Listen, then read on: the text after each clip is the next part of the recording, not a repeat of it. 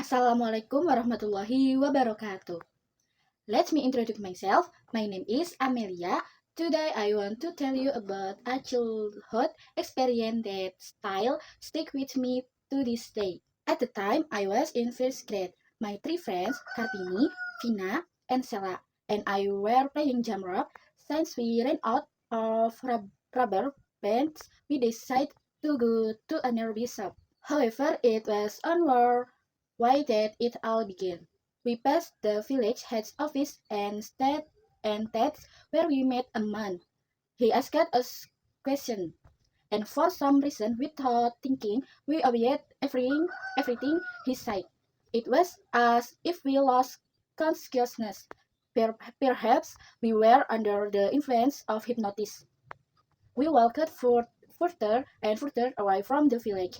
One day we passed my grandmother's house. Because she called my name, I heard her clearly, but strangely I could answer. My mouth felt locked, my body kept walking, even though my heart wanted to stop. We continued walking until we reached the Jamblang market the boarded a public bus. Halfway there, I started crying. I was scared. I remembered my mother earlier. She had tried to pick me up to go to my grandmother's house, but I refused because I want to keep playing. My friends reassured me, telling me everything would be fine. We arrived in the Arjawinangun area. The kidnapper took us to a supermarket to buy food and drinks. After after that, the journey continued, passing gardens, houses, and even train track. Every time a train passed, we had to quickly get out of the way. I felt very tired. The kidnapper offered to carry me, but I refused out of fear. I caused to keep walking, even though my legs were already heavy. Evening arrived, we entered a sugarcane field. There all our jewelry and belongings were taken. The kidnapper said softly, "Give the jewelry to uncle. I'm afraid there may be bad people. You guys wait at the front post.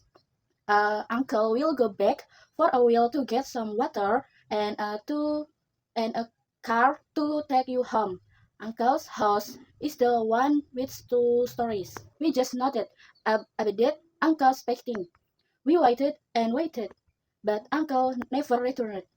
Slowly, we began to realize fear began to set in. We left the sugarcane field to and asked the shopkeepers nearby, but they did know the person we were talking about.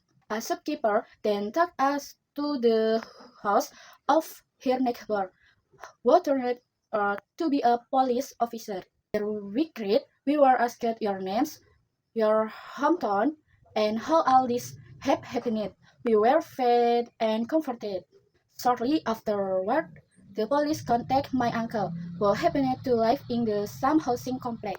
My uncle came to pick us up. We burst into tears. Feelings of fear, relief, and gratitude all mixed together. When we arrived back in the village, many people were already waiting for us to return. This experience I will never forget. However, despite all of this, I am grateful we survived. We were unharmed. We only lost our jewelry and belongings. Even on even on the journey, we were still given food and drink. This incident taught me one thing, that safety is the most valuable thing in life. Thank you for listening to my story. Wassalamualaikum warahmatullahi wabarakatuh.